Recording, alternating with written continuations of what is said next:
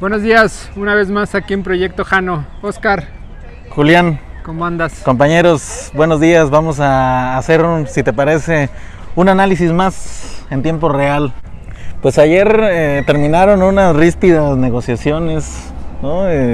Había existido una amenaza por parte de Donald Trump de que México no estaba haciendo lo suficiente en términos migratorios y dijo, pues va una presioncita, aranceles, ¿no? Había la amenaza de que se iba a empezar con un 5% y de ahí hasta el 25%, ¿no? Entonces, pues el contexto es de que pues una guerra de aranceles, todo el mundo pierde, pero pues pierden más las economías más débiles, así que es una amenaza seria. Entonces de inmediato se fue el equipo mexicano a Washington, pues a tratar de ver cuál podrían detener esta amenaza y pues tenemos resultados, ¿no? Y pues ahora viene la discusión de qué es lo que se comprometió en las negociaciones, ¿no? El primero de ellos, o uno de ellos, fue que México va a mandar a la Guardia Nacional a 11 municipios específicamente de la frontera sur, para tratar de detener un poco o lo más que se pueda la migración. Una migración que efectivamente no pretende quedarse en México. México, como sabemos, es un país de paso en donde el objetivo principal, específicamente de países de Centroamérica, es llegar hacia Estados Unidos. Otro de los puntos fue que si llegaban a Estados Unidos los migrantes y pedían asilo, pues inmediatamente se iban a regresar a México, y aquí en México se iba a hacer todo el papeleo que se tiene que hacer. Estados Unidos dijo que ellos iban a tratar de ser rápidos en este papeleo para que México no estuviera tanto tiempo con los migrantes. México también acordó en que a estos migrantes que estuvieran aquí se les iba a dar educación, se les iba a dar salud, se les iba a dar un trato humanitario. Y otro de los puntos fue que tanto Estados Unidos como México iban a invertir principalmente en Centroamérica y el sur de México. Claro, pues ese es el elemento. Yo diría dos cosas ahí. Una es de que pues toda migración no puede ser considerada bajo la óptica nada más de las leyes, por ejemplo, ¿no? O de que hay una infracción, ¿no?, a la legalidad, sino de que pues la migración humana también ha sido una característica pues del propio género, de la misma humanidad. De la misma humanidad. Entonces, pues también de forma histórica pues hay que recordar que Centroamérica pues ha sido muy golpeada por la expansión económica de Estados Unidos. Recordemos la United Fruit Company, que fue una gran transnacional que se dedicó a hacer una gran explotación de los recursos en Centroamérica, y pues que obviamente hizo la motherboard, la calca, ¿no?, de esos países que ahorita están totalmente sumidos en violencia, en pobreza extrema. Todos los golpes de Estado que también golpes de Estado, exactamente. Entonces es resultado, no es porque simplemente hayan decidido infringir la ley y que estén buscando mejores condiciones nada más a secas, sino que han sido obligados por las condiciones históricas, económicas y políticas a tratar de salir de un lugar donde te pueden meter un balazo al otro día, ¿no? Entonces es un tema complejo, y pues esta complejidad tomó un nuevo episodio ahora con esta negociación, porque creo que uno de los elementos centrales, sería mi punto 2, que es que se está planteando de que se atiendan las causas, ¿no? Entonces que se haga un plan de desarrollo para Centroamérica y para el sur de México, para que se llegue a la raíz de los problemas, ¿no? Y anclando un poco con lo que dices, ¿qué te parece si analizamos brevemente pros y contras, ¿no? Comenzando con los pros en esta negociación, me parece que un pro en este caso para México, por supuesto, es que logró que uno de los objetivos de este nuevo gobierno, que es mostrar interés, invertir en el sur del país y en Centroamérica, pues va a ser afianzado por el gobierno de Estados Unidos. Todavía no han dicho con cuánto le va a entrar Estados Unidos, todavía no han dicho los detalles. Ayer el canciller mexicano Marcelo Ebrard señaló que los detalles vendrían a posteriori, pero ya se señaló que se está reforzando esta propuesta. Ese me parece uno de los... Es un pro. Un pro que hay en esta negociación, porque El día de ayer se señaló, la oposición señaló, México está perdiendo, México es el patio trasero. Por supuesto, siempre lo mismo con esos es una cuates. Relación asimétrica con Claro. Estados Unidos. 17-1. 17 billones es el tamaño de la economía de Estados Unidos, de dólares. Y México pues supera apenas 1 punto y algo, ¿no? Entonces imagínate una negociación de un tiburón con unos charalitos. Pues yo el otro pro, desde la perspectiva interna, pues diría que hay un sentimiento para el movimiento López Obradorista de que se hizo un equipo de negociación exitoso, de que Marcelo Ebrard hizo su trabajo como secretario de Relaciones Exteriores. En 3 días solucionó un problema grave, mayúsculo. Entonces eso pues da también un poquito de holgura y confianza para los siguientes episodios que vengan, ¿no? Entonces yo creo que ese es otro pro. La comitiva que fue allá a negociar regresó con resultados, ¿no?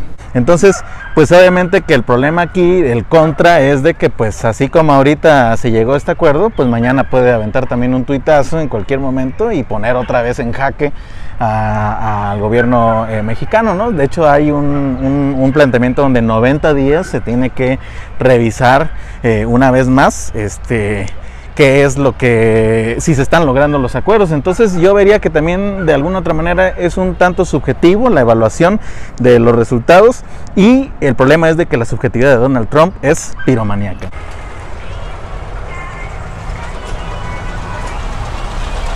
Podemos aprovechar la pausa para comentar dónde estamos. Estamos en el Parque Hundido, es un parque que está al sur de la Ciudad de México, sobre Insurgentes.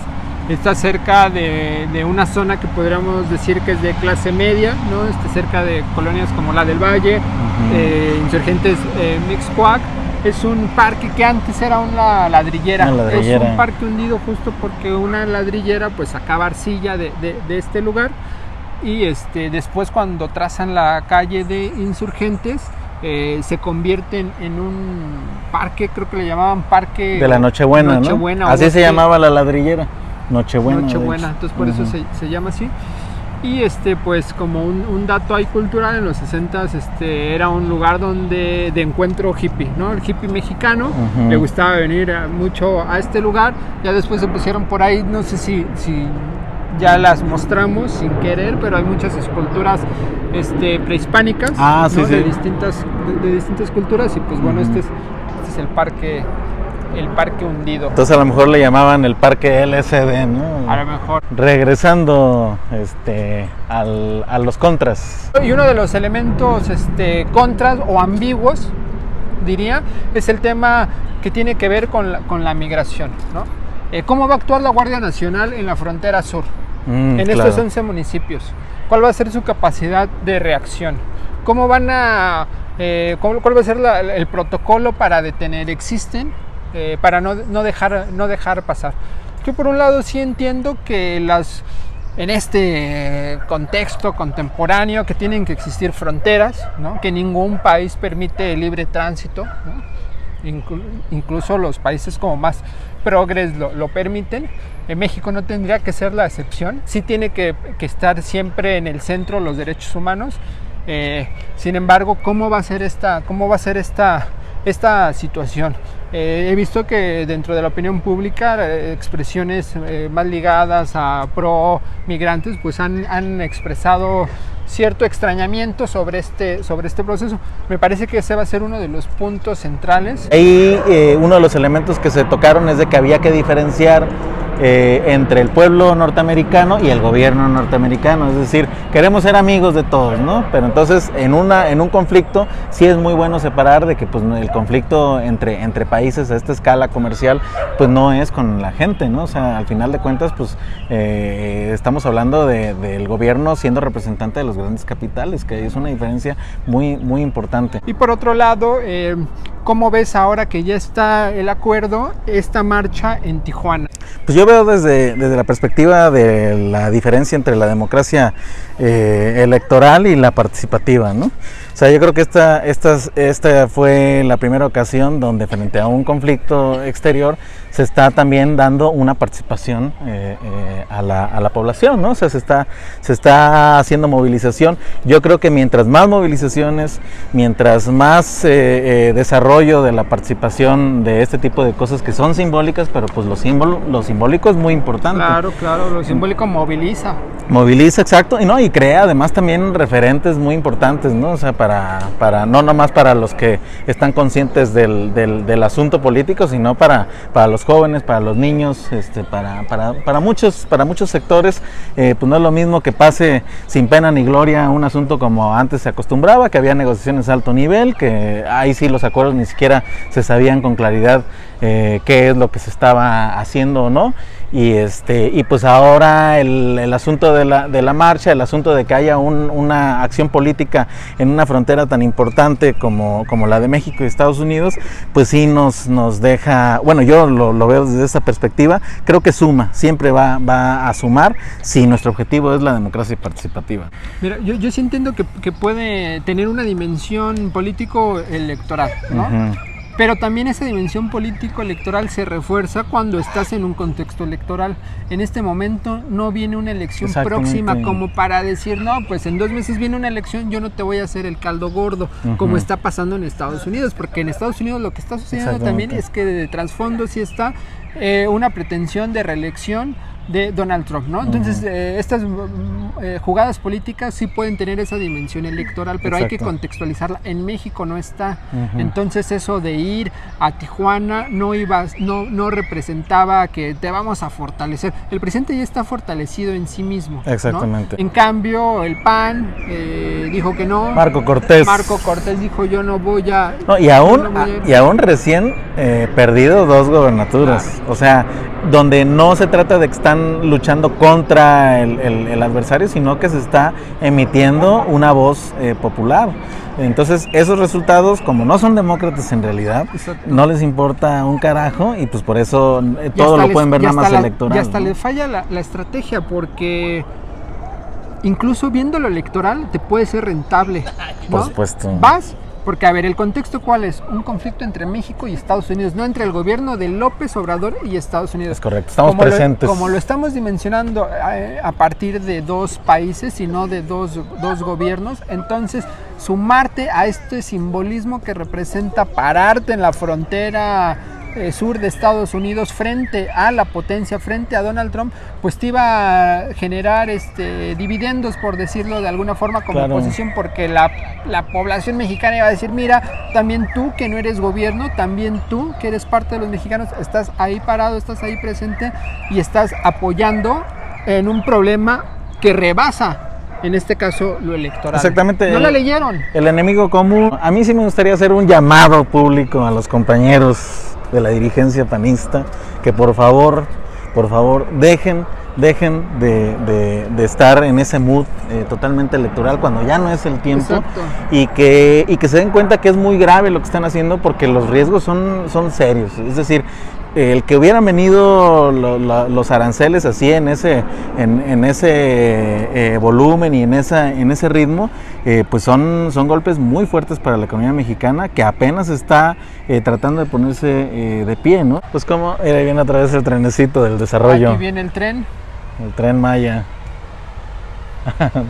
¿Así tú crees que sea el Tren Maya o un poco más sofisticado? Pues mira, yo creo que así se lo imaginan los panistas, pero yo creo que sí va a ser un poco más sofisticado.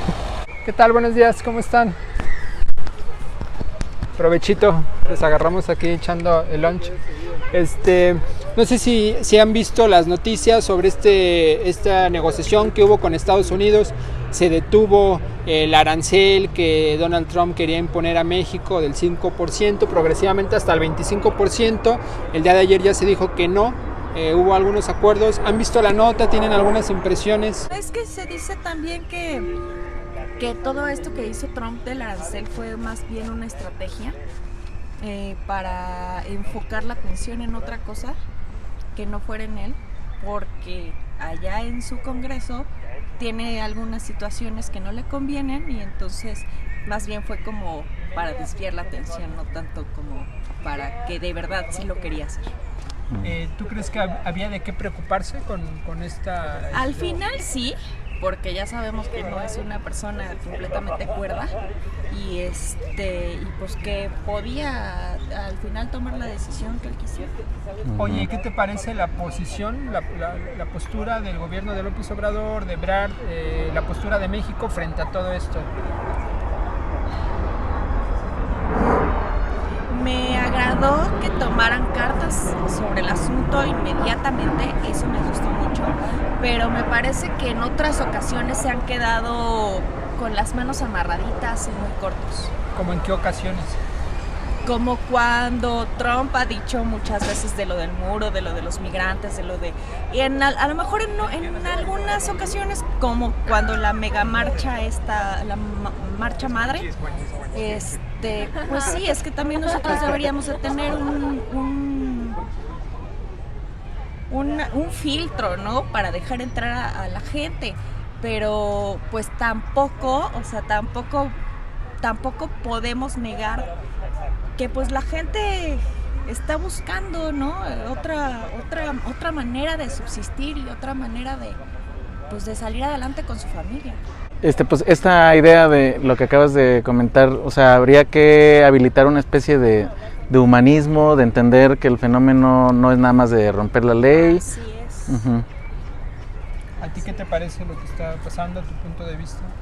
Pues sí, yo también creo que sí, en algunos aspectos el gobierno mexicano debería tener más firme su postura, ya sea ante los migrantes, ante Trump, para no tener estos problemas, ¿no? Tanto económicos, financieros, que cada que hay un problema, ya sea en la frontera norte o en la frontera sur, pues afecta a la economía, ¿no? Yo creo que sí deberían de ponerse más estrictos o tomar medidas que no tengan al país así tan en la tablita en cuanto a la economía.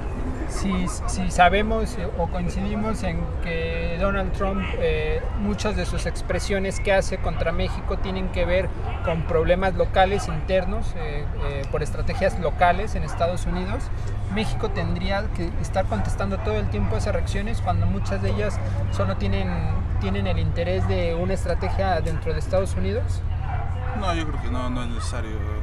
En algunas ocasiones el gobierno ha actuado bien al no ceder ante los tweets, que es como se maneja el gobierno de Estados Unidos, y no hacerle caso a todos los tweets, porque estaría complicado estar siguiendo el timeline del Twitter de Donald Trump. Y luego tuitea en la madrugada, ¿no? Sí, además. 5 o 4 de la mañana. Así es. Sí, vas para la oficina y de repente ya tuiteó y ya tienes un problemón para todo el día, ¿no? ¿Ustedes creen que va a haber cambios, por ejemplo? O sea, ¿es lo mismo mandar al ejército a la frontera sur que a la Guardia Nacional? ¿Hay una connotación diferente? Se ha hablado de que es una militarización, es tal... Esto como que tiene un tono más político de mandar a la Guardia Nacional como para decir, pues bueno, lo que implementamos, lo que propusimos va a funcionar. A diferencia del ejército, ¿no? Que era a lo mejor algo más fuerza, ¿no? Entonces ahora vamos a mandar esto que nosotros propusimos y pues vamos a ver qué tal funciona, ¿no? Súper bien. Muchas gracias, Susana. Muchas gracias. Roberto. Hilda. ¿Qué tal? Muchas gracias. Muchísimas gracias. Hasta luego. ¿Qué te parece si seguimos aquí? Va. Estamos en el Parque Hundido. ¿Qué tal? Buenas tardes, ¿cómo están? Buenas Oscar tardes, Oscar Rojas. Juliana Tilano de Proyecto Jano.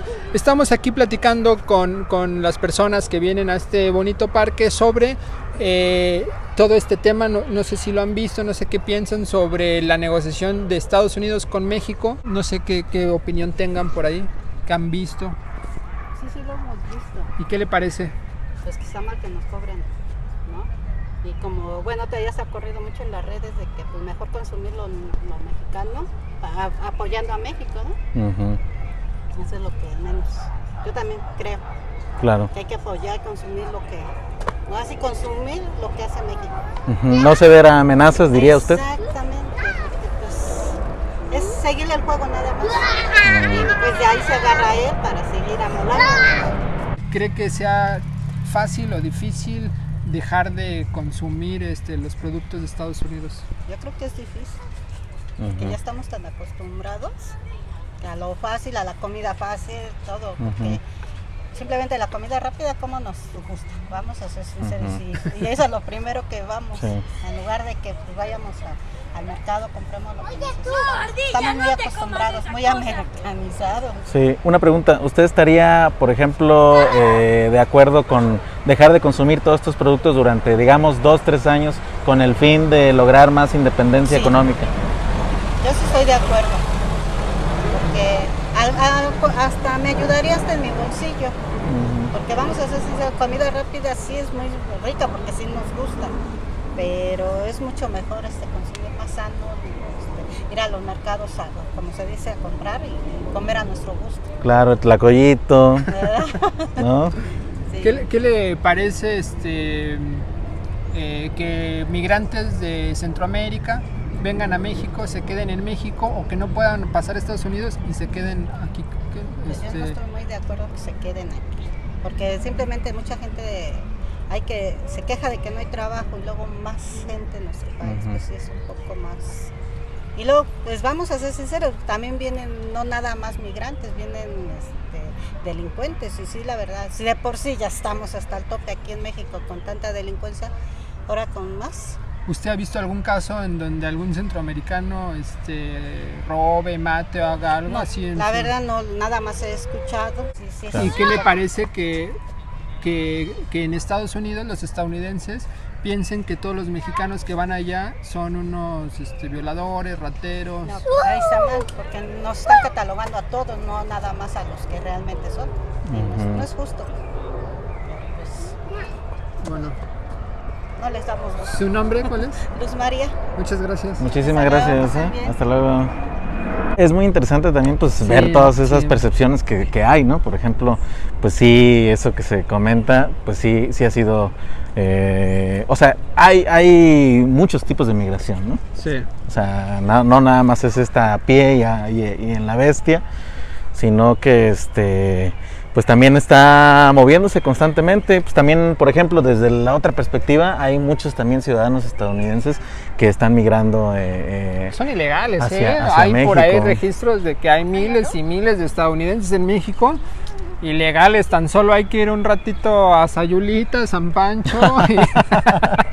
Sí, imagínate que llegar un día a la migra, ¿no? Sí, no, ya llevan un rato, está esta percepción de que generan empleos y que gastan en dólares y cuánta cosa.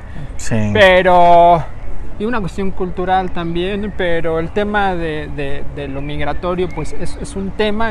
Sabemos que pues a nadie, como decíamos hace rato, le gusta que vengan personas, el otro, la otredad, a tu cultura. Siempre hay una cuestión ahí de desconfianza. Le preguntamos a la señora si ubicaba algún caso, nos dijo que no, ya después dijo otra cosa, pero en un principio pues tiene que ver con una percepción, ¿no?, generalizada de siempre... De que viene un problema. Incluso a nivel nacional se da también, ¿no? O sea, los chilangos tienen una fama fuera de la Ciudad de México, pues que son sucios, que no sé qué, que esto, que lo otro, los mismos mexicanos de otros estados que emigran a nivel local. O sea, es un tema, ¿no?, que siempre está ahí presente, pero que no lo podemos obviar. Pues sí, pues ahora sí que políticamente se tendría que desarrollar eso que mencionas, ¿no? La otredad, entender la posición del otro y entender que el otro también pues está conectado con uno mismo. Y que aporta a tu cultura. Y que aporta, exactamente. ¿No? Por ejemplo, a mí sí me llamó la atención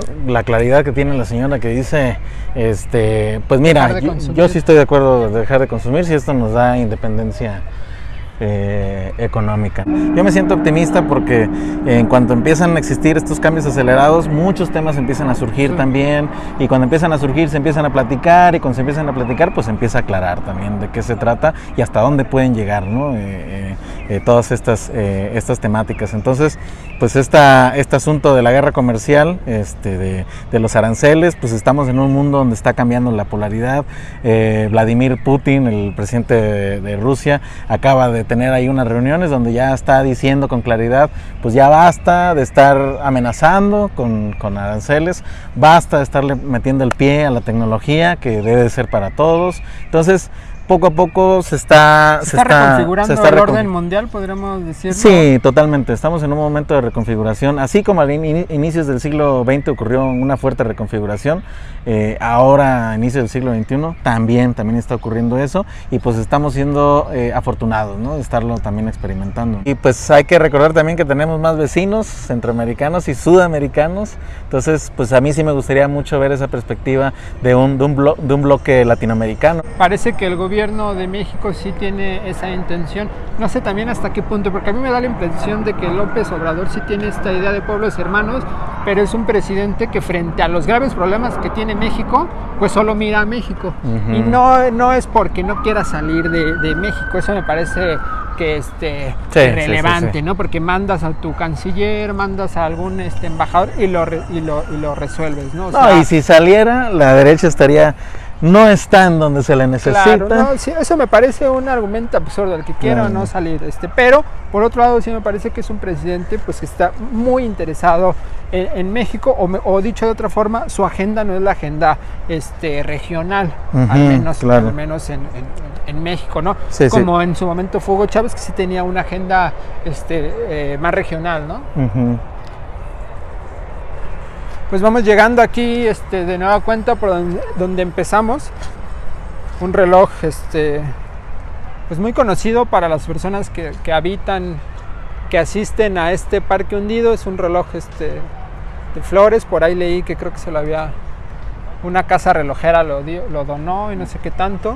Sí, está todo dar. Aquí el relojito del parque hundido, un lugar de encuentro de la ciudad, que nos estuvo albergando en este episodio de Proyecto Jano.